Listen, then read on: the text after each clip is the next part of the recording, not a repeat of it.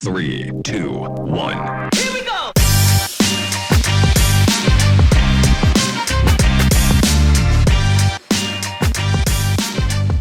Welcome to our very first ever YAGCast special edition alumni spotlight interview. My name is Megan Hoyt, but everyone in this program calls me Boz, and I am thrilled today to be joined by Renee Walker Hope and Springer Hyatt. We are doing something new in order to just provide some more programming content and interesting ideas for our youth and government program. And one of those that has been circulated around is this idea of interviewing alumni to just really get a sense of what they did in the program, what they're doing now, and then lessons they've learned throughout their time in the program, and then things that have remained with them today. And we're going to do just a bit of an interview between the three of us. So today we are joined by Renee Walker Hope. She is a dedicated social change agent working as a supervisor for the New Hanover County Adult Protective Services Department. She has had an impressive career as a social worker, serving those within our society who are often the most neglected or forgotten. She earned her Bachelor of Arts in Political Science from Wake Forest University and her Master's of Social Work from the University of North Carolina at Greensboro. But back in high school, Renee was the 2004 Youth Governor, and she credits this program with truly changing her life. Her experiences in the Youth and Government program led her to this career in social advocacy that she's so proud of today. Renee, we are thrilled that you are with us today for our very first episode of this Alumni Spotlight. And so as we sort of dive in, I definitely want to start with just learning about your time in the program. One of the things we know from alumni is that it has changed over time in really fun and meaningful ways, but there's always really important details that we remember about our time in the program. And so I just want to start there. Tell us about your time in the program. What was significant for you? Like, what program roles did you hold? Let's go with that first. Yeah, well, I'm really excited to be here today. I love youth and government. I was called a youth wedge as a student, but youth and government was my most favorite high school activity. So I graduated. I'm an alumni of Cape Fear Academy, which now is a really big school in the program. But when I was a student, we were really small, so we weren't connected with a Y. It wasn't like a Y club. It was our history teacher had a club, and so it was kind of just folks from our history class, and we were just really small. And I remember going to learn about youth and government in ninth grade, and I'm actually personally just very introverted, so I like to sit back and watch, and then when I get more comfortable, you can't shut me up. But in ninth grade, I was like, I don't know, this probably won't be good for me. I'm not that like extroverted. I don't know if I'll get anything out of it. And I was worried about the cost. I was like a low income student. I was a CFA on a scholarship, so I was just like, I'm not going to do it in ninth grade. And then in 10th grade, my history teacher, Miss Bryant, pretty much didn't give me an option. She was like, you're going to go. We're going to find a way for you to go. And so she's my favorite teacher. I credit her to this day, because then I went and I fell in love. And probably my biggest regret is I didn't put myself out there in ninth grade to go. So in 10th grade, I went and I was a lobbyist. And that actually really helped me step out because I was the only lobbyist in our club. So I didn't have anybody else that I knew there, like going with me during my program. So I had to go meet other people, and and as shy as I am, I also don't like to lose. So it was like, I don't care that this is giving me so much anxiety. Like, I'm talking to everyone about these bills. Like, I don't want these bills to pass, or I want these bills to pass. So, yeah, so I really think doing something that was so outside of my comfort zone my first year truly helped me because I got to meet people. I had to talk to people for for the purpose of the weekend. And I think my most fond memory from that time is there was a bill, and I wish I could remember. I can't remember if I really wanted it to pass or not, but I was just very passionate about this bill. And the governor that year, I saw him, it was like towards the end of the program, and it was when we were still in that the legislative building, and he was in the elevator, and I like ran into the elevator with him, and I was like, will you please listen to me until we get back to the first floor? This is why, I don't like this bill. Wait, this is amazing. This is a literal elevator pitch. Like, Yeah. I had no idea what that was at the time, but looking back, I was like, oh, that's cool. And he was like a senior and I was a sophomore, and I was like, this is this big time governor guy. But that oh, it's so that just intimidating. yeah, I was so intimidated, but that really like gave me confidence because I was like, oh, I'm gonna go run after this guy and talk to him. And he was really respectful. I can't remember what happened to the bill, but I do remember that like people listened to what I had to say, people respected what I had to say, and for a weekend, I didn't feel like the weird politics kid. Like it was like there were hundreds of kids that were really super into the same stuff I was. And that year I actually ran for speaker pro tem. Oh, I had no idea what that was, I'll be honest. I remember I got Robert's Rules of Order and like read it, so I kind of know like what that would entail. Um, and I won. And so, but I think the only reason that I won was because my club was small, but because I had spent the weekend, like, just, I had to talk to other people outside of my club. And that really helped me. So then, junior year, I was speaker pro tem. Junior year, the club really, or the whole organization really grew. So my sophomore year was still like kind of one. They didn't have things split up between like an A Senate or a B. It was still like just one kind of chamber each. Oh, So maybe. Yeah. yeah, and junior year grew where it was so speaker pro tem, but it was when they first were starting to split things up because the clubs had grown so much. Um, and I mean, I really want to run for governor.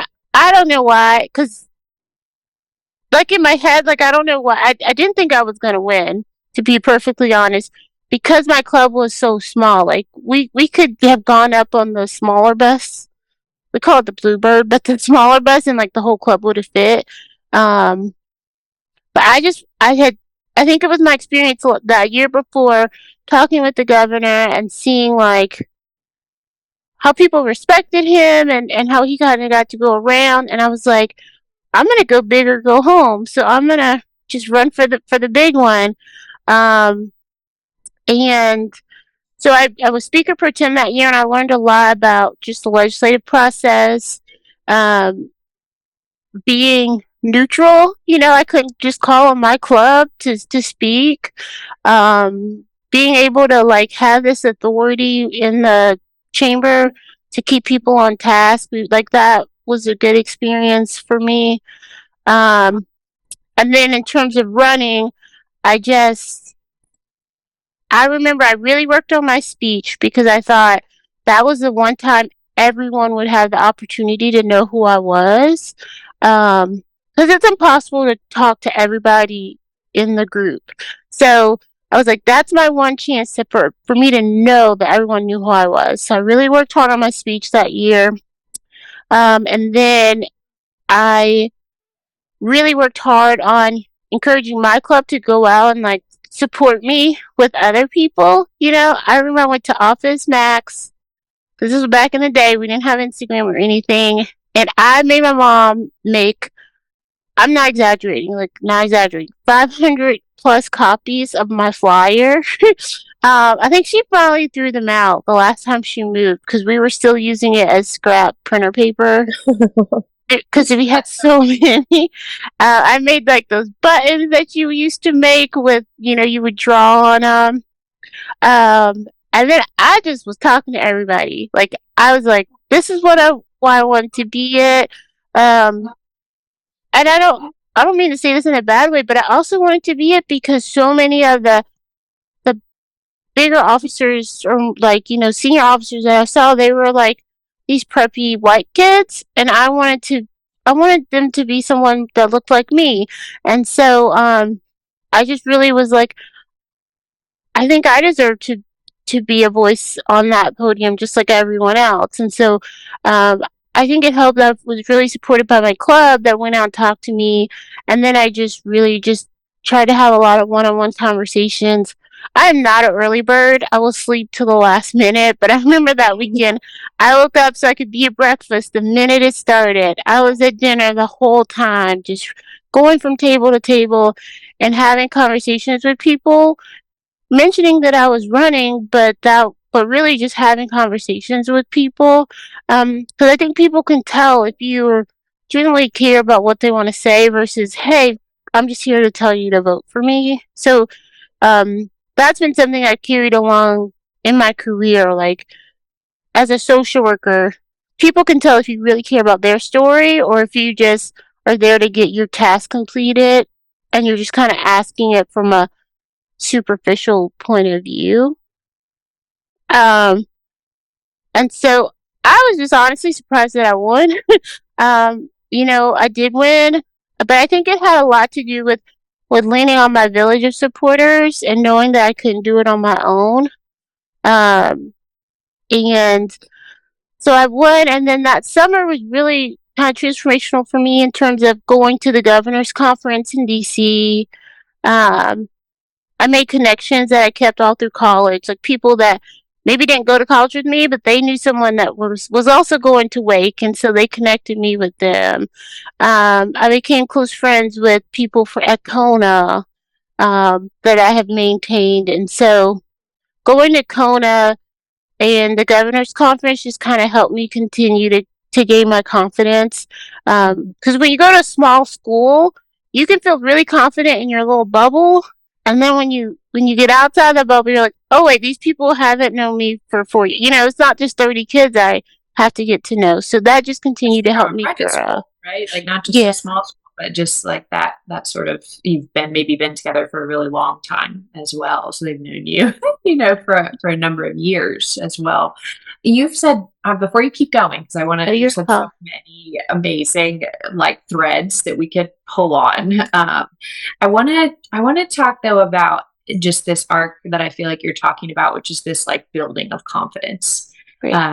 From not going your first year to not feeling like, that was an option for you, especially as a low income student, a scholarship student, like however you would define that, to then talking to the governor, to then running for office, to then becoming the governor, right? Like all of this sort of arc building, I think, is undergirded a lot by this growing sense of confidence. And I think that's something that our students do really struggle with. It's super scary to talk at YAG. I mean, I remember my first conference, I didn't speak. I went as a ninth grader, but I didn't speak until Sunday morning. And that was like the last program session. And I only asked a question, and I have that memory of like just being so nervous, right? Because I was so worried about the other students and like they all seemed so smart. And so if you had to kind of think about small ways to really build your confidence, like what risk would you encourage students to take in small ways, like throughout the program? If it's their first time, if they've never been before, if they're like intimidated, like what are those, like from your journey, knowing that it took time to build your confidence, like how would you encourage students to kind of take that risk in order to build their own confidence? I think a good way to start is with your local club. So whether that's your school club or your Y club, how can you gain that experience in a more comfortable environment? So if your club does officers, or if your club is saying, we're going to host one of the kind of regional meetings before the conference, how can you play a role in that so that then you feel more comfortable on a smaller scale that you could then scale up when you get to conference? So whether it's being the club secretary or helping find a speaker for regional conference, what are ways that you can do at your school where you may already be comfortable to then be able to do that on a bigger scale when you go to Raleigh. I love that. It's like that building a team too, like you talked about when you were running for office. I love how you talked about freshman year being a regret that you didn't go back or you didn't go freshman year when you had gone sophomore year, because especially for my class or like classes around my years, COVID was such a big deal. And so no one could go freshman year, or maybe you didn't want to go online. And that's what I hear all the time. I wish I had started sooner, especially because my junior year last year was my first year in-person conference. So a lot of people in the class of 2024 would be like, oh, I would have done this online. I would have done this anywhere if I could have done it. It's just such a unique experience. So is there a funny story that still makes you laugh about conference? I think I don't really have. I have a funny story about. It was just already like it was good to get. I think I have a lot of fun stories like from the bus, or from just being with. I mean, your elevator pitch was amazing. Just kind of being able to be. I wouldn't say it was funny, but just being able to be with kids that had the same interest as me, and you not feel weird. You don't have to explain. You know what I mean? Like you can just kind of be and make these jokes that no one else would think was a joke, but everyone else gets your kind of gov humor. But I do think at Kona, my last year at Kona, there were which is just for people who don't know, Kona is yeah. a conference on national affairs, which is like the sort of summertime full week experience of youth and government. Students come from across the entire country. It's like the best of the best. It's really nationwide YAG. Yeah, nationwide YAG, absolutely. And we're so fortunate because it's literally right here in our backyard in Black Mountain, North Carolina. So encourage everyone who is thinking about joining or coming to Kona or attending to really learn more about it, because it's an incredible experience. So back to Kona. Yes, tell me your story. I think if you can go, even if you just go one summer, if you've liked youth and government a little bit, you're gonna love it's youth and government on steroids. So if you like youth and government, you're gonna love Kona. But my last year, I knew more people because of the governor's conference because I had gone the year before. But Lisa was Lisa was the boss. I don't know what her title actually was, but Lisa was just in charge. Lisa Humphreys, and for some reason, every time she saw me, like one time she saw me, and one of the governors that I had met that summer, he and his friends would do this trick where they would say, "Hey, can you take my picture?" And you would stand up to take. I mean, this was back in the day, so we had digital cameras, and you would stand up to take their picture, and they would all get down on their knees and sing like an a cappella song. Or then another one of the governors would be like, it was just like every time she would be near me, one of those governor guys was playing like a prank that they were doing on all the girls they knew. Like, oh, we're going to give you a kiss. And they would give you a bunch of Hoshi kisses.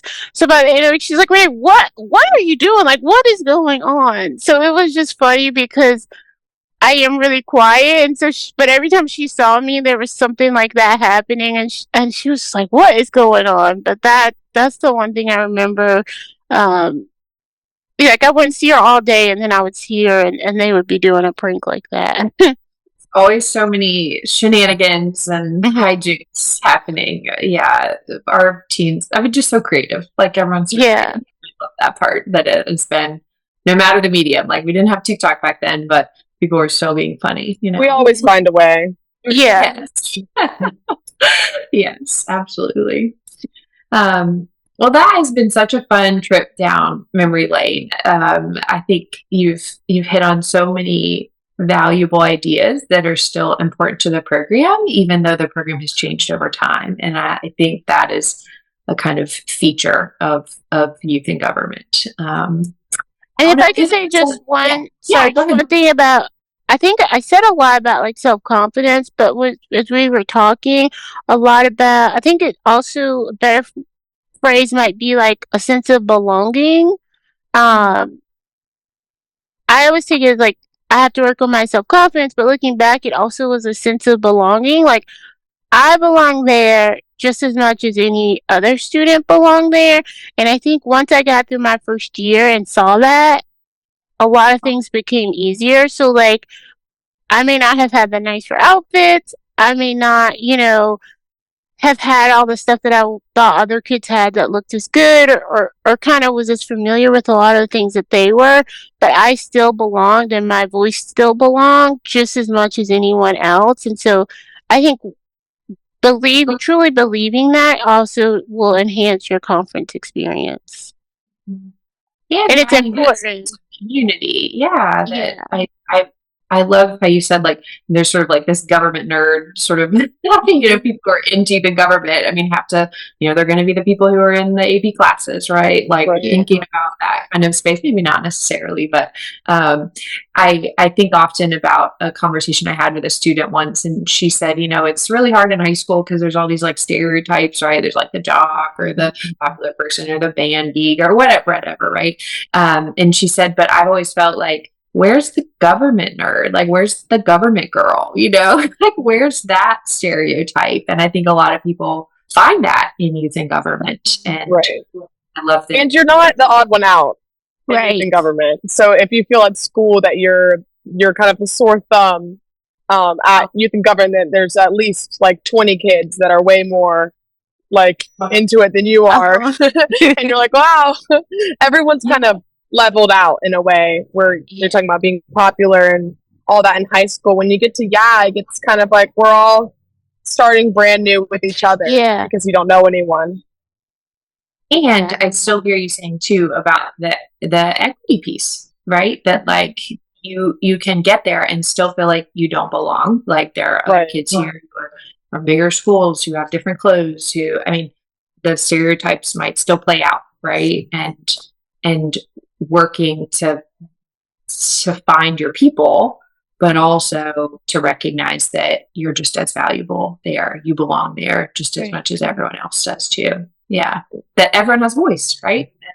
As it should be in our democracy, right? Like one person, one vote, and I love that piece. Yeah. Thanks for reframing that a bit. Like not just for the self-confidence, but truly for the sense of community. Yeah. Yeah. Okay. Well, again, so fun to hear your experiences. We do want to talk about what you're doing now because one of the really interesting things about our alums is that we often hear from them that they are doing something that has a through line. And it doesn't have to be anything related to policy or government necessarily. And so I would just love to learn, just kind of give us a highlight version view, like an overview of your current job. Like, what is it like? What does a social worker do? Like, what does that mean? And particularly, like, what's interesting to you about your work? Like, why is that the work that you've chosen to do? Yes, I chose social work, I think, because my degree is in political science, but I knew I didn't want to go to law school. Like, I thought I did at first because that's just what you do. You get your poli-sci degree and you go to law school. So I thought. But I really sat down and thought, what is it about law school that I think would fulfill me? Of like, what is it about being an attorney that I think I would be? And it was like I wanted to do something with policy. I wanted to advocate for people. I just kind of wanted to be that kind of sticky, like that annoying person that won't let stuff go until something changes. And so when I looked at careers, social work fit that more. Then, like, I thought there was only one way to do that, and that was like you have to become a lawyer, and social work fit that more in the way I wanted to do it. So I got my master's in social work, and at first I thought I'd want to do that through a counseling route, and that just is not my thing. But I love working in kind of state or county government social work because you truly get to play a part in not only implementing policy but developing policy. When COVID shutdown happened, we didn't shut down. So, I was still out there in the community during the height of COVID. I was actually pregnant at the time, but, stuff still had to happen. So I like that I'm a complainer. I'm going to complain about something in a hot minute. And so because of that, I don't let myself give up. Like, if you're going to complain, you have to be involved. So I like that I get to play it in a part in frontline community needs, and also play a part at the county and state level about what those needs are and what policies we need to help fix some of the disparities or issues that are going on. I love that you talked about that you're a complainer, and I don't even think I would even call it complaining. It sounds like to me that you're just determined, and your work seems so hands-on. That's so amazing. Do you feel like you maybe got some of that determinedness from youth in government, or maybe that youth in government brought out that side of you? I think it definitely brought out the side that I could be successful at advocacy, from being a lobbyist, or even as the governor, having to articulate like why I was signing for certain bills or not. So I think that definitely gave me the ability to know that this is something you could be successful at. Right. And it sounds like you really have to see it through to the end. Like as a governor or just in YAG, you really have to not only make the idea, but keep pounding it until it really sees through the end, which sounds like it's true too in your work. Exactly. Like everyone has their idea or version of what should the ultimate thing should be. So it's kind of like you have to take that through the committee. You have to really work together to fine tune it to what can be a workable idea. And so I've worked with children, I've worked with adults, but the process is still the same. We have to collaborate and figure out how we can be realistic to make change happen.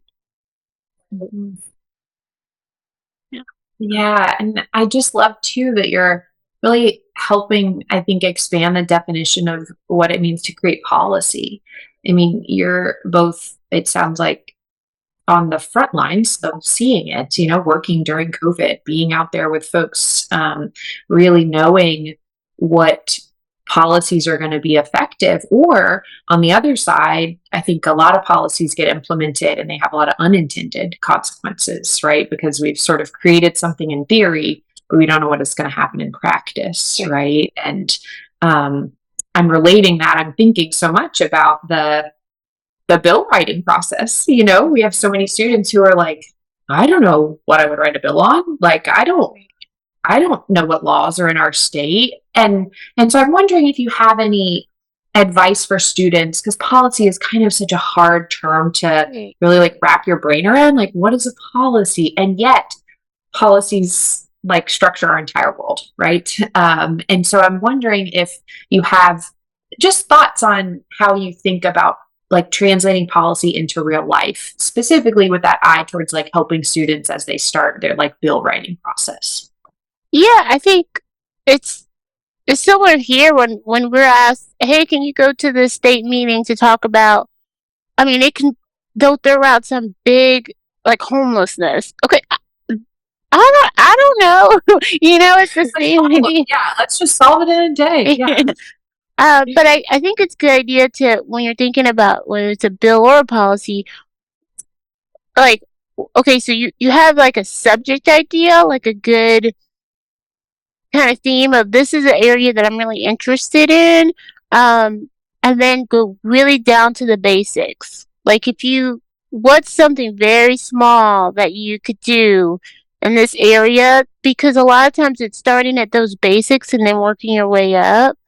That you really need to do. So, for example, homelessness, such a big issue. It takes forever to build supportive housing. It takes forever to get funding for housing. But one simple, very small idea could be, I didn't even know this until I was a social worker, honestly, was a lot of shelters for people that are unhoused require you to have ID. Well, if you're homeless, a lot of times you've lost all of that stuff or you don't have a way. So, like, maybe one small idea is that we do something about low barriers to shelters and supportive housing. So that's like one big idea, but what's a very small thing we could do that could be impactful?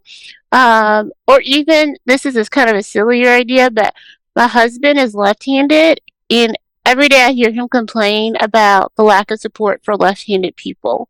So, maybe it's something that to me I'm like, this is so not a real problem, but I'm right-handed, right? So I wouldn't think it's a problem.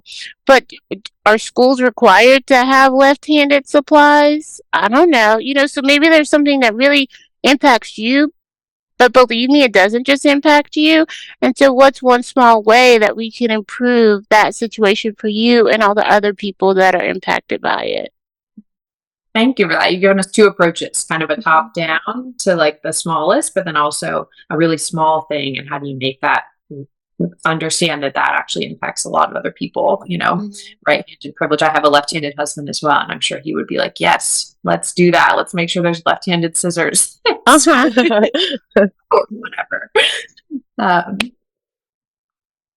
I want to move us into sort of some advice section or some like lessons that you feel like you've learned that you kind of want to offer to folks. So I'm curious if, as we think about potentially students choosing majors, choosing careers, is there advice that you would give to students who are sort of curious about this line of work, either the poli-sci side that you sort of moved into initially, but then how you pivoted over to social work? Like, what advice would you give to students who are listening to you and saying like, hey, that actually sounds like, yeah, maybe I don't want to just go to law school because that's the only idea I have in my head, right? Maybe I do want to explore some other careers, maybe social work, maybe something else. I think just being open to the different idea is good when you get to college. Like, it's okay. I think a lot of you, if not all, a lot of youth and government students are kind of very high pressured, high success academic student. And so it's kind of my advice and I guess also failure story. When I went to Wake, like, I was like, okay, I'm gonna get all A's. I'm gonna major in poli-sci. I'm gonna go to Yale Law School. Like, I had it all mapped out. I had a piece of paper that I had folded up into fours. I had my schedule for the next like 40. Yeah. Yeah. It was all mapped out. And then my second semester, I was like, I can't get out of bed. Like, it was like I didn't know what was going on with me. And I went to the counseling center, and the lady was like, you're suffering from depression. And I'm like, no, that's not in my plan. I don't suffer from depression. I have stuff to do. But I ultimately had to take a year off because my depression got that bad. And I'll be honest, I felt like an absolute failure because I was a scholarship student. I had all these people that were like, you're the kid, you're going to make it. Like, right? Like, you're going to graduate from this private school, you're going to go to Wake Forest, you're going to make it. And so to me, having to take time off to deal with my mental health was like, not only like the year off I didn't really care about, to be honest. Like, I was like, I know I can go back to school. It was I felt that I had let everyone down because my plan that I had dreamt up wasn't happening.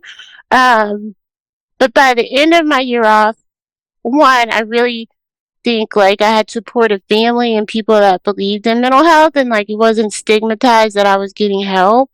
I really got better, and I think I had to believe it was okay to pivot, and it was okay to take that break, and it was okay to be honest that I needed help. I think if I hadn't been honest, I wouldn't have finished. I wouldn't have been successful with school. So I think needing help doesn't make you a failure. And so I see that a lot with a lot of high academic kind of perfectionist type students that a lot of us are. You think you can't stop. You can't let people know that you're struggling. Everyone struggles. And I learned that when I asked for help. So many people that I thought had it all together were like, hey, I see this counselor too. Or hey, I'm taking this semester off too. Like, and it was okay, and my world didn't end, and no one loved me less. No one thought I was any dumber. My life didn't fall apart. I have a beautiful family. I have a wonderful career. I own a home. Like, I still did all the things that I wanted to do. It just, the timeline changed, and that's okay. So I think what at the time I thought was a failure saved my life, and my life continued, and it was okay. So I think I just wanted to share that. Like, we are so used to having to have things. We need to get that 5 on the AP exam. We have to win this election. And like, if it doesn't work out, there's always an and, you know. So it didn't work out, and this other great thing happened. So I just really wanted to say that because I didn't feel that I would go on, and I did. Thank you so much for being vulnerable with that story. I'm sure there's so many people listening now that are in a similar situation or are nervous about the same things that you were thinking your freshman year. So if you could give a piece of advice to your freshman self or maybe other freshmen in a similar situation, what would you say? Uh, I think, it's okay. So, it's okay that you got that B in anthropology. You think 20 years later, no one cares. It's okay. Like, so I think it's okay because you get so wound up that, at least I did it. I felt so wound up that you feel like you're juggling everything, and if you stop for 1 second, everything's gonna come crashing down. And you know what? So what? You can bend down and pick it back up, and that's what I did. And I think I'm not any stronger than anyone else. Like, we all have that ability too. I just had to ask other people to help me pick it up. I couldn't do it all myself. Oh, this is like such a beautiful lesson and just so much. I mean, you've offered us the failure piece and the mental health piece and the community piece and also a longer view, which I think is really tough So tough. when you're in it, right? Like when you're in it, it's really hard to see that there is something on the other side.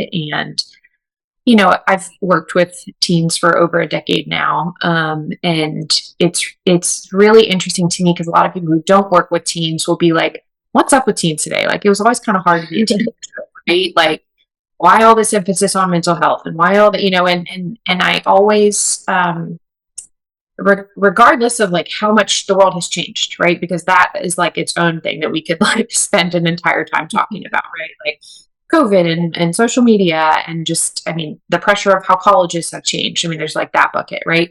But the thing that I always say to folks is, they've actually never been this stressed before. Like in their, just like in life, right? Like we all go through phases. Like it's really easy for adults to be like, oh, you think you're so busy now? Like just wait until XYZ, right? You have all these other responsibilities. And my pushback is always and will always be like, yeah, but they're building these skills, right? They've never done this before. Right. And so I just really appreciate that you gave us and everyone listening some really like tangible ways to like, I love that image of like setting it down and like letting other people help you pick it up, right? Because that could apply to like It's okay if it falls. Pick it right back up. falls too. Maybe it wasn't worth carrying. Like there's Exactly. Like, do you need to be in 500 clubs? exactly. Maybe not. Just throwing that out there. Maybe not. Yeah. So thank you for that. We are now going to move into a really sort of different kind of round. We have actually involved a lot of our officer team this year in developing a kind of like a roundup of questions that we are going to ask everybody on the podcast. And so I'm going to let Springer take it away, but these have been developed by our officer team. And so there's just hopefully a fun sort of ending to all of this really beautiful content that you've talked to us about today. Okay, so the first one is a this or that question. Friday Fun Night or Governor's Gala? So when I was in youth and government, we called it Saturday Night Live. So the governor's speech was first on Friday night, and then Saturday night would be Saturday Night Live.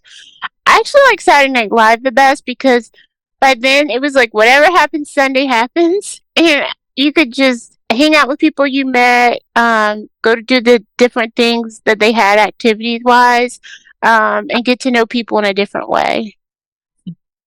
Yes. For Friday Fun Night was so fun this past year. We had like a Hungry Hungry Hippo set, and I don't think I've ever seen Governor Nerds be so aggressive. It was so fun. What's your favorite and most impactful book you've ever read? It's both my favorite, most impactful. In ninth grade, my English teacher recommended I read The Bluest Eye for a project, and it changed my life. Short synopsis, it's about a lot of things, but the kind of central theme is there's a little black girl that's poor that wanted blue eyes because Shirley Temple had blue eyes and everyone loved Shirley Temple. And I read it at the same time where I felt like I didn't belong. And so it just really talks a lot about feeling so othered. And it helped me verbalize like the feelings that I had. So The Bluest Eye by Toni Morrison. Toni Morrison's great. What profession other than your own would you like to attempt? So this is completely out of my comfort zone, and I can barely like do my own checkbook.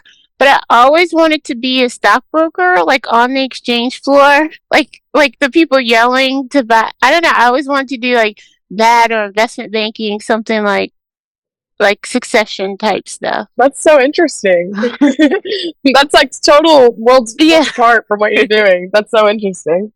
I kind of want that too. I'm like imagining your like beautiful, like soft spoken voice, like hounding people with your determination. Yeah. Bring down the equity barrier. So, maybe that's your second act, you know? Yeah. Yeah, still time. Yeah. Oh my goodness, Renee, thank you. Thank you so much. This has been such a gift. I know I've learned a lot about you personally and about your time in the program and just what you value and how we can, I'm thinking a lot now about how we can make those things still possible in the program today and what that means for current students. So I just want to offer this immense word of gratitude for you and for your time. Thank you so much. Thank you guys. It's nice to meet you, Springer.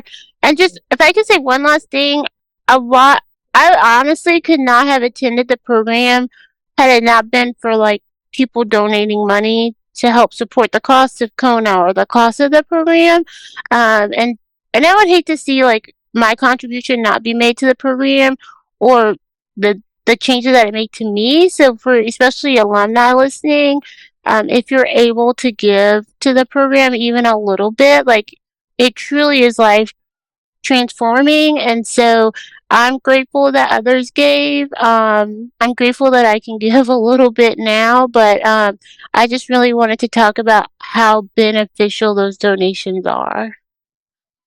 I appreciate that. It is such an important piece of the program to make it accessible and equitable, and I really appreciate the fact that you give. So thank you for that. Yeah. Well, this was great. I love talking about youth and government. I love coming to see the program this year.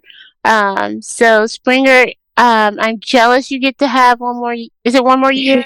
Yes, one more year. Yeah. So live it up. Enjoy it. Thank you. Thank you so much. Thanks.